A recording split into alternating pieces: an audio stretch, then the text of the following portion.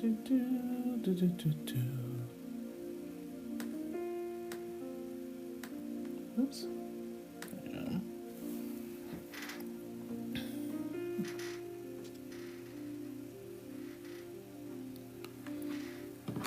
Well, hello everyone. Just wanted to put something nice and light on.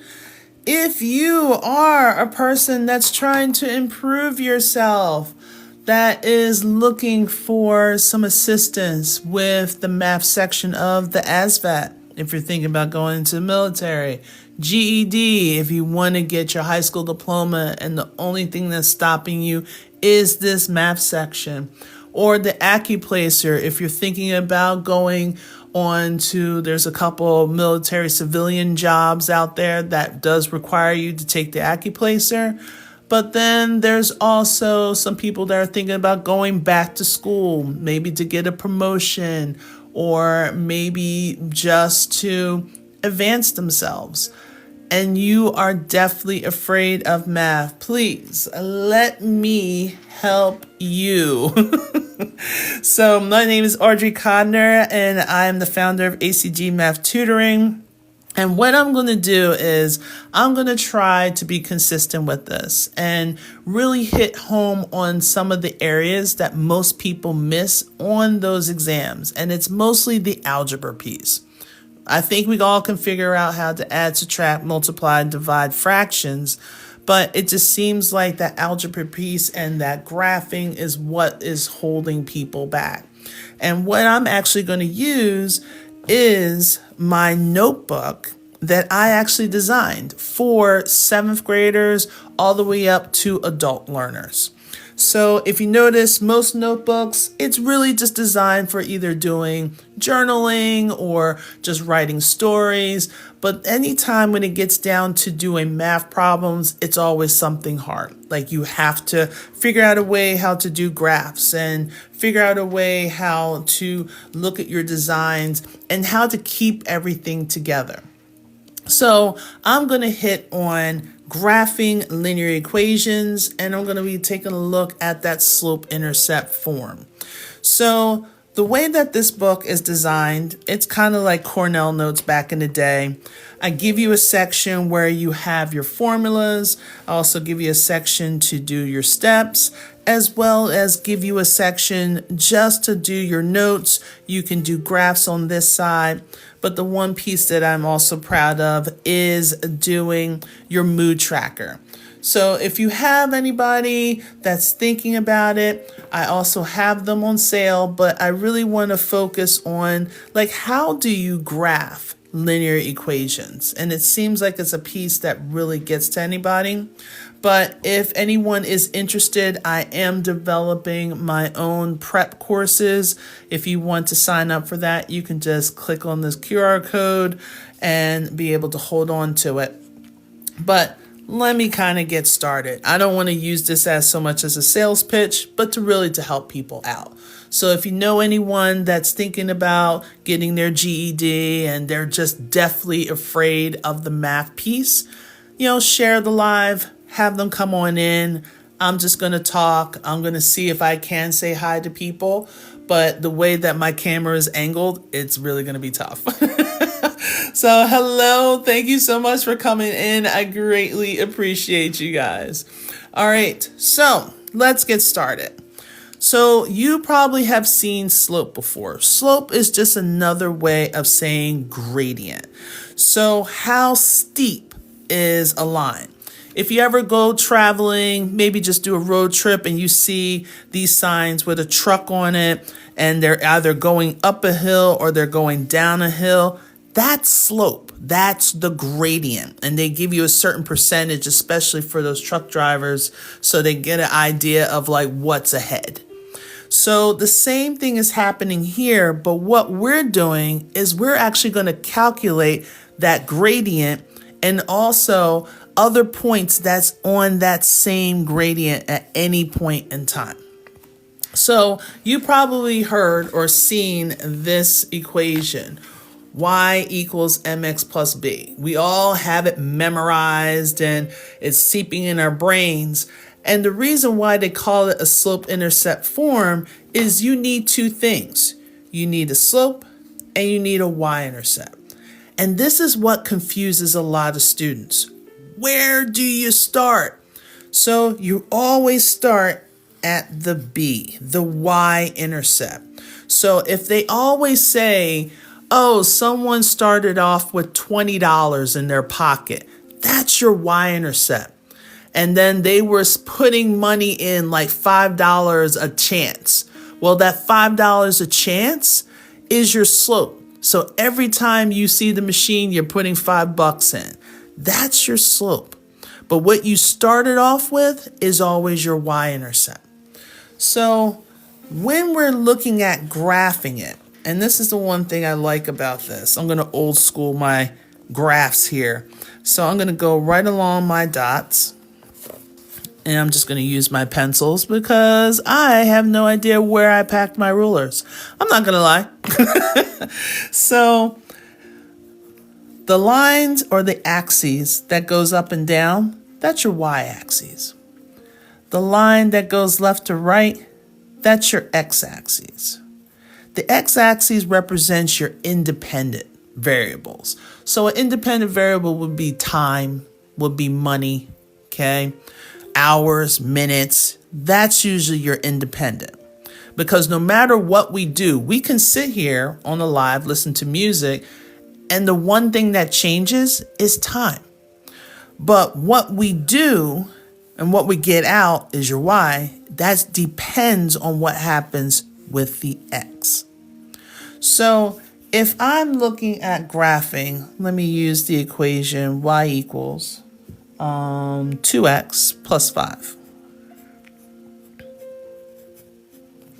So if I kind of put underneath y equals mx plus b, you can see that my m is 2 and my b is 5.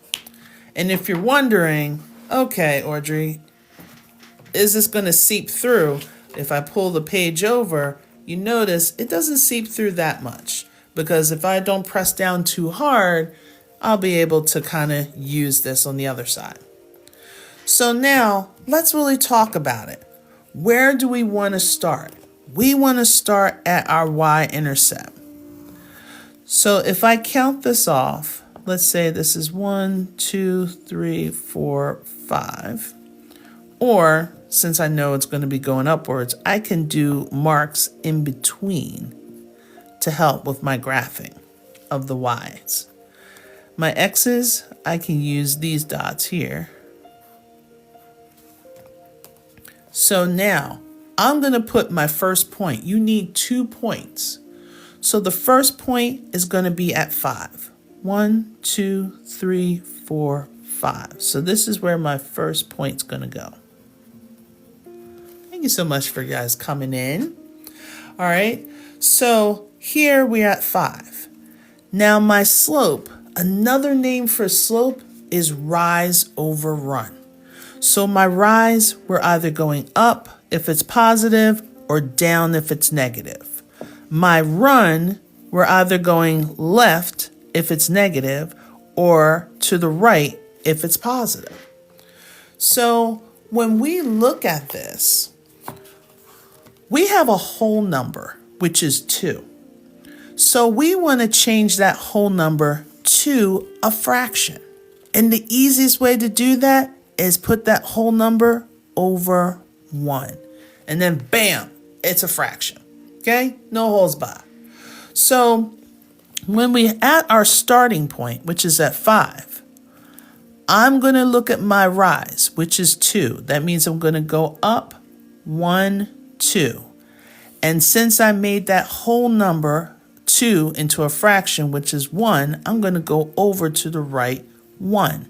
And I plot my second point. Okay? All you really need is 2 points to draw one line. So now that you have your 2 points, you can just go ahead and draw your line. So the line is going up from left to right. that means we have a positive slope, which we did. We have a positive 2. So we start at the constant, or the b, the y-intercept. Then we're using the slope to draw the next point. So you always want to think, okay, your constant is where your house is. The y-intercept, or the slope, is going to be the direction that you need to give to someone else to get to their house. So I need to go up 2 blocks and then turn right 1 block. Boom, I'm at my friend's house. Okay? So that's all you have to do. When it's in slope-intercept form, that's all you need is the y-intercept and the slope. So what happens if we get a little funky with it? So let me draw another graph over here underneath. And then we're looking at, we could put it right about here. So you see how nice and clean the graphs are? Even if you had someone with a ruler, you just have the kids or anyone just draw the graph right through the dots. And now your graph doesn't look so wonky. So again, I can go in between if I need to, or I can go straight on to the dots.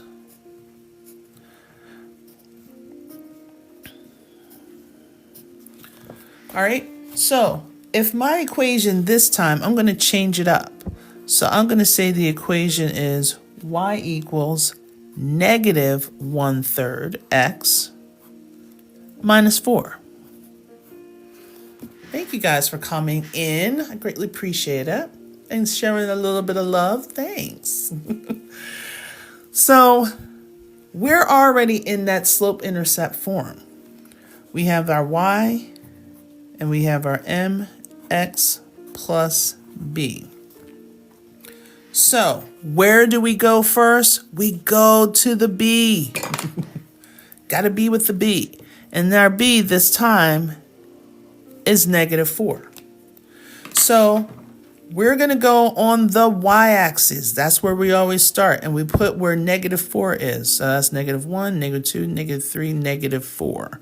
I'm counting by ones. So that's where my first point go. You can make it as big or as small as you want. So now we need to take a look at our slope. But this time our slope is already a fraction, which is great. That means we don't have to do anything additional to it. But my rise is a negative 1. My run is a positive 3. This is what gets a lot of people when they're testing. They forget that the negative doesn't go for both the numerator and the denominator, or the top and the bottom. It only goes for one of them. And just to be honest with you, always put it with the top one. Just make it a lot easier for yourself, okay? So that means since my rise is negative, from my starting point, I'm going to go down 1. And once I go down 1, I took care of that negative. We're good. So now I got my run, which is 3. So I go over 3. So I go down 1 over 3.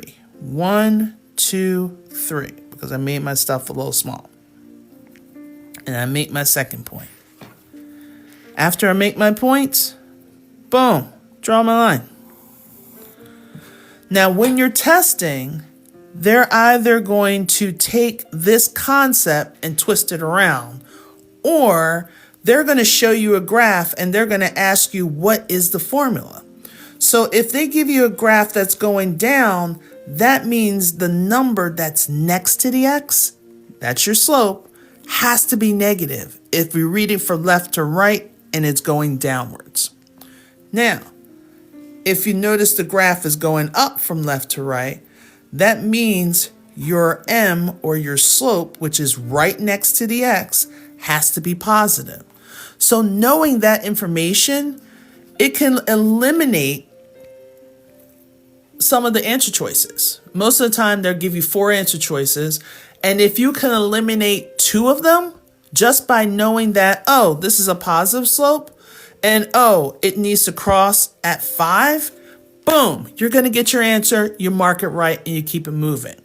Now, especially for the GED, all the courses, or basically, sorry, all the questions are not marked exactly the same.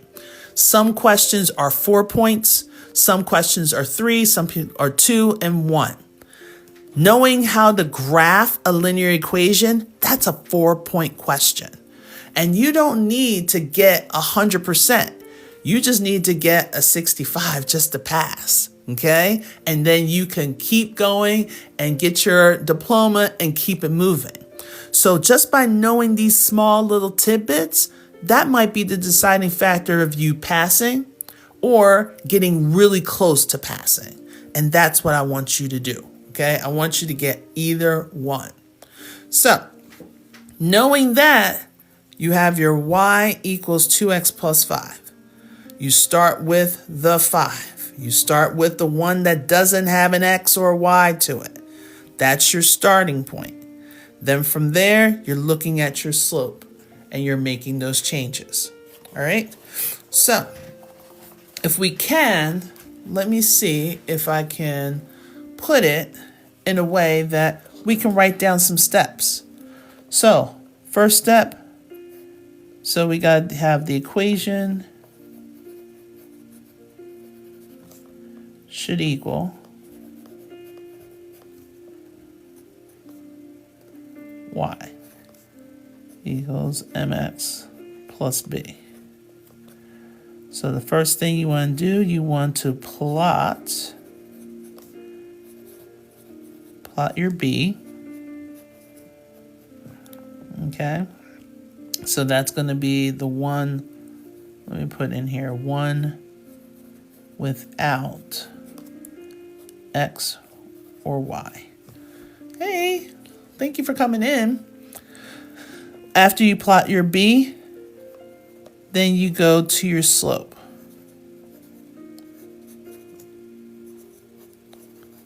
So now your slope is your m.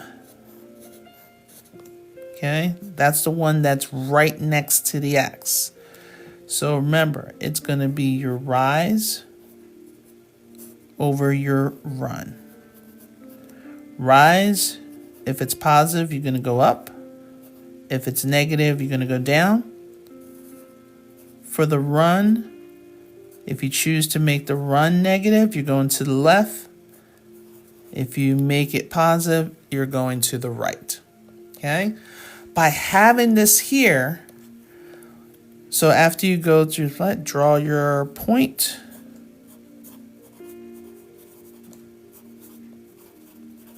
So draw a point, and then you're going to make your line.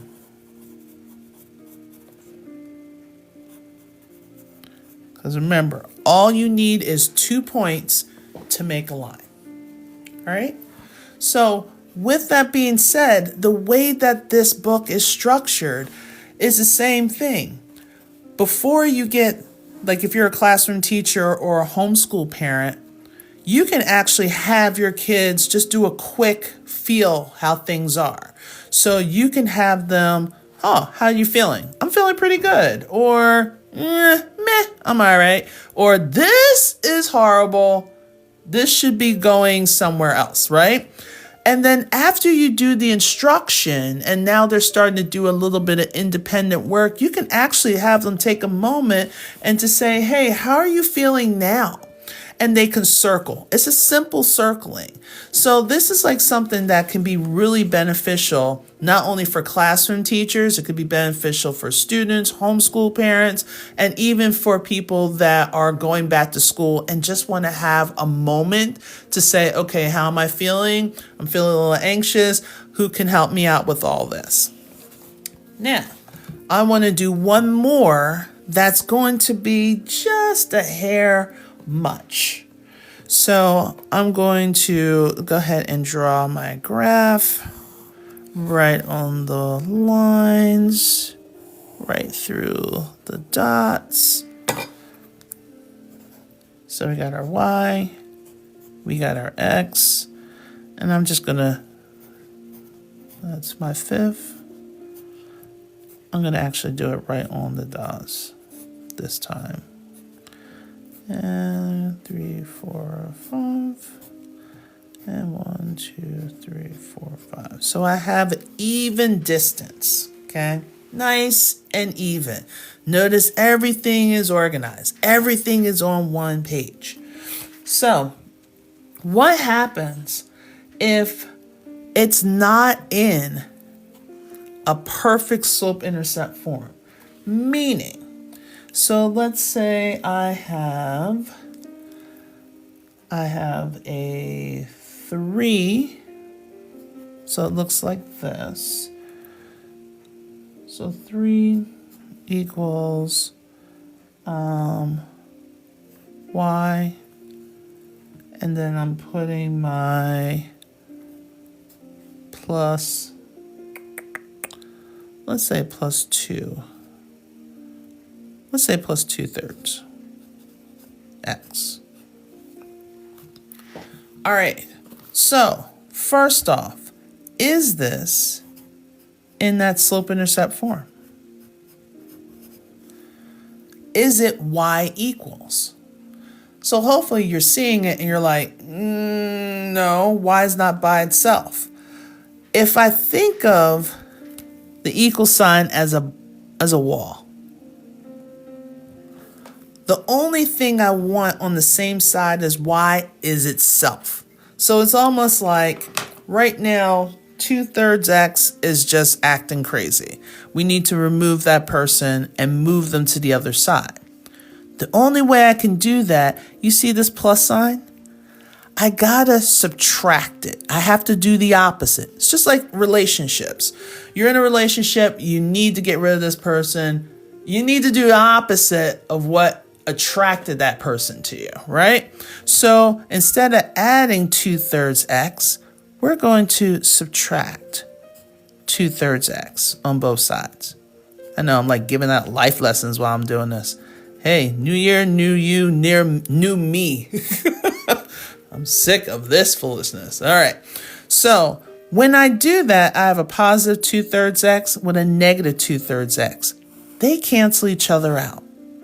So now I have y over here equals, and if I want to put it in slope-intercept form, it's going to be negative 2/3 x. And since this 3 was a positive 3, there's nothing in front of it, I'm going to write plus 3.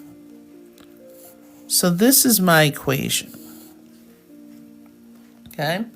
So where do I start? And you're probably like, Audrey, it's still kind of weird, but the only thing we have to do is to switch everything around. This and this means exactly the same. So I don't want you to waste time when it's time for you to do testing. And then you're like, okay, now I got to just move everything to the other side so it looks the same. Then all of a sudden you took like a good 2 to 3 minutes away from just solving this. So y equals mx plus b, this is the same as your mx plus b equals y. Same thing. So where do I start? I'm going to start at the 3. So my first point is going to be on the y-axis at 3. Okay, did it seep through? Take a look. It didn't seep through. Okay, pretty good quality here. So now I want to know my slope. We have a negative 2 over a positive 3. So from this point, I'm going to go down to 1, 2.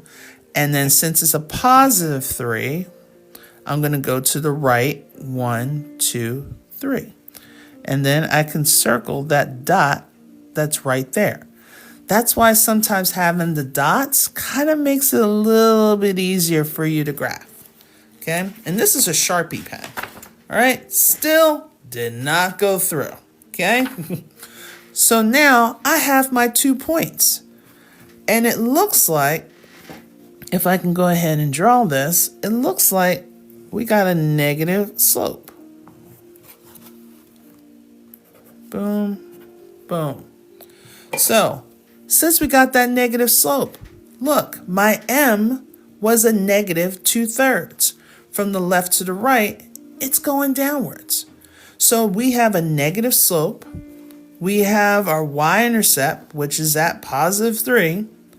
And then this is your graph. There are going to be times you're going to have to rearrange a couple things in order for it to be in your slope-intercept form. So that's what we're doing. So all I'm doing is just kind of showing you how you can use your lessons to kind of fill in with the math notebook and at the same time teach you a couple of things that can be helpful when you're using the ASVAT or if you're getting the GED or the Accuplacer. So far, you can do it on this side. On the other side, I have grid paper. So you can continue on with the trend of doing graphs on one side. Hey, Ann. So you can do graphs on one side and you can still do your more practice on this side, or you can do more practice on solving. So you can put it in that slope-intercept form. You can do all that, or maybe there's a practice sheet that your teacher wants you to use and you can tape that in and then you can do extra practice on there. So when it looks like this with the graphing, you have notes. Now, here's the major thing. When you study for math, you do not just do this. Okay, let me just flip. Yeah, yeah, that was some math. Yeah, that was cool. Okay, yeah. No, you have to sit down and you have to practice.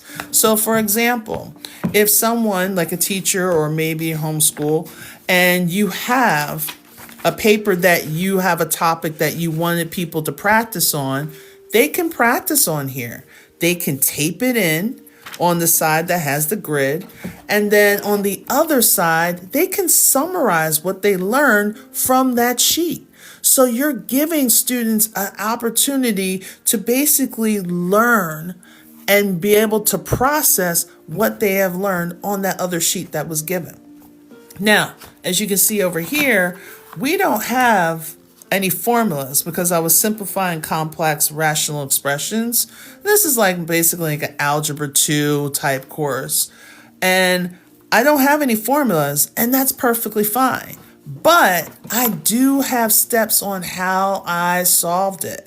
And if the steps are not presented in front of the class, you can ask the teacher. Maybe there are some constant steps that you keep hearing on a video and you just need to write those down. There might be an extra step that helped you to understand it better, and you can put that in as well.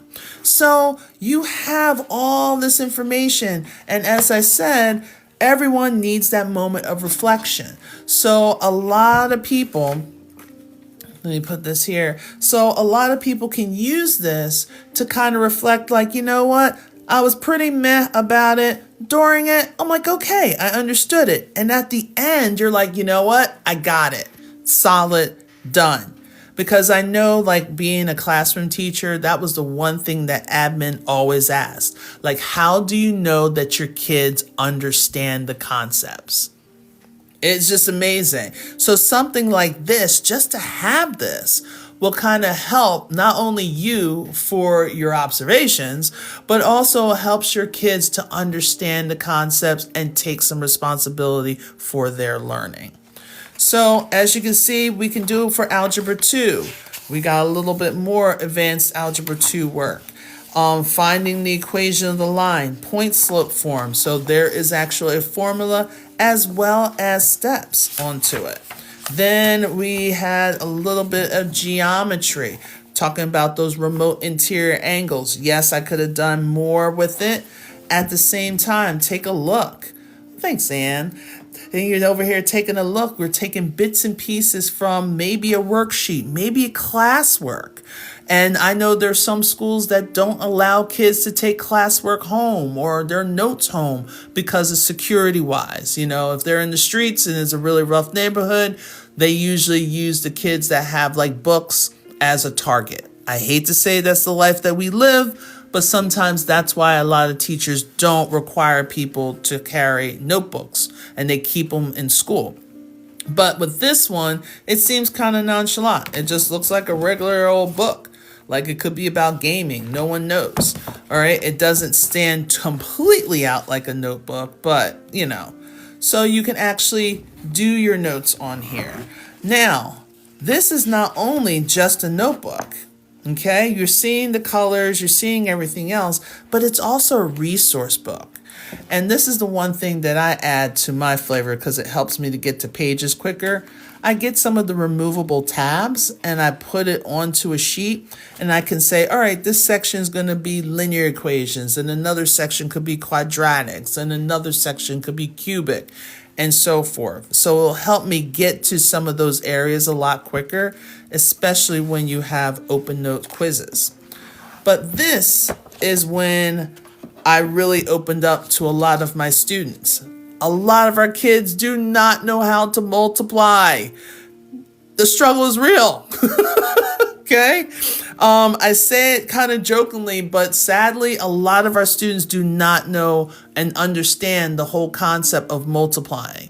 They are still doing, if I want to do 6 times 5, they're still adding sixes until they get to the 5th round. And these are high school students. So with me, I have not just from 1 to 100 on a sheet, I go and expand it all the way to 200 because a lot of our students are going to be dealing with 3-digit numbers. They're perfectly okay when they get to like the 20s, maybe the 30s, but when it gets a little shaky, it's like around the 70s and above. And since they're going to be breaking down radicals, so what's in yellow are prime numbers. So 101 is a prime number. 103, that's a prime number. Then we have 121. 121, if I did it as a square root, that's a perfect root. So by having 121, okay, what number comes up twice? 11 comes up twice. So that means square root 121 is 11. Now, you see some things that are in red. And in red, I like to call it, a perfect prime combination. So if they're trying to break down radicals, instead of them trying to guess and check, all right, I want to break down the square root of 162. So I come to my handy dandy and I go to 162. And we got, for 162, we got 1 in 162, 2 in 81. We got 3 in 54, 6 in 27, and 9 in 18. So the best prime to perfect prime combination will be the 2 and 81. Because the square root of 81 is 9. So your answer is going to be 9 times the square root of 2. Boom, they're done. They're not taking 3 hours guessing and checking to figure out if the square root of 162 is a square root. Okay? Sometimes they spend a whole lot of time like, okay, square root of 167. And they're like, I can't find it. I'm doing 1, I'm doing 2, I'm doing 3. And I'm like, you're doing too much because 167 is a prime number. Keep it moving. Keep it under the radical. And there you go. So having this factor sheet, not only it helps them, a lot of people think it's a cheat sheet, but here's the thing. The more exposure that you have with this sheet, eventually they're not going to need it. Okay? We just want to give them any kind of assistance to help them go forward. Now, in addition to that, sorry, I have to keep folding it, but the only way I can get everything in the shot is word problems. Okay, if your kids struggle with word problems and they don't know what operation goes to what, you got addition, you got subtraction, multiplication, division, equals, inequalities. These kids always screw that up. When it says is more than, it's an inequality. Okay, more than opens to the left. It points to the right. All right. So is less than, it points to the left and it opens to the right. When you see the word is, we're talking inequalities. So if I just say more than, that's addition. Less than, that's subtraction. But if it says is more than, that's going to be inequalities. Kids get that all wrong all the time. The next part is the rules of integers. How do you know it's a positive and negative? I use the colors because the colors that was represented here, it doesn't matter from Amazon if you use this as a color and that's it, you still got to pay a pretty penny. So since I had to pay a pretty penny, might as well go rogue with it, right? So we have all the different colors and the examples of what the rules of integers are. And then we also have the subtraction rules and examples, as well as the multiplication and division. Then we have our linear equations, all right? So we have in standard form, but hey, look, there's our slope-intercept form. And then if you don't remember what slope is, I came on earlier to talk about slope, and I might come back on and repeat that again. But then we have order of operations. We have the properties of exponents. Then we start getting more advanced. We start looking at volume, surface area, the area of a sector. We're looking at arc length. So now we're jumping into a little bit more geometry. Then we're really jumping in with our trig. So we have Pythagorean's theorem. We got our SOHCAHTOA with their inverses. We got recycle identities, all the identities, okay? Even the sine and cosine rule. All right, so all that's in there. In addition, the unit circle. If your child is taking Algebra 2, they are going to need to do this. And this is going to be so helpful, okay? All students take calculus. You're going to figure that out when you get close to that. So with all this math, guess what? Our kids need a break. So I also incorporated some brain breaks. So we have a couple puzzles in there, a little Sudoku, even just mindless coloring. Okay, coloring me with all these lovely images, as well as pixel art if your kids are into that. And also, they can just do a little bit of sketching, because everyone deserves a little bit of a break. So this is the ultimate math notebook. Okay, so I have like 2 different colors, as well as I have 2 different frame minds. If you have someone that's in the 4th and the 6th grade, I basically made the grids. We don't have dot, but we actually have the grids, just like over here, and they're a lot bigger. And it works great for them to align their numbers up. It's something that makes me crazy. So as soon as Amazon give me my copy, I will actually show that. But if anything, I have like digital copies on my website that's ready for purchase for both the 7th grade and the adults, and as well as the 4th through 6th grade. And if you want to buy this particular one, there's paperback that's on Amazon. If you want, you can screenshot it so you can use these codes, and you could probably use someone's phone just to kind of zoom in on that. But if you are someone that's like, you know what, Audrey, I kind of like how you broke some of this stuff down, and I'm interested into the courses that you're doing. So I am offering some courses and some subscriptions.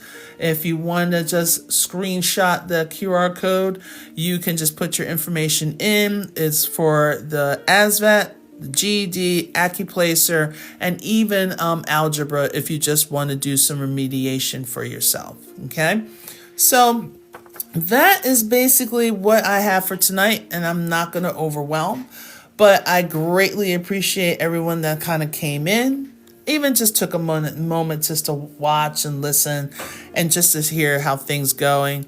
But I really do want to support you in your next journey. If you have anyone, or you know of anyone that needs a math tutor that is taking anything from Algebra 1, Algebra 2, geometry, and I'm starting to do something with AP pre-calculus. I didn't even know there was a thing called that. And then also pre-calculus, or if you're going back to school and you're just like, I have to take a whole course in 7 weeks. Yes, there's a lot of work to do in 7 weeks, okay? So if you know of anyone that needs that assistance, please, please, please do not hesitate whatsoever to get in touch with me. All right, so have an amazing night. Let this year be your year, because I know I'm going to make it my year as best as I can.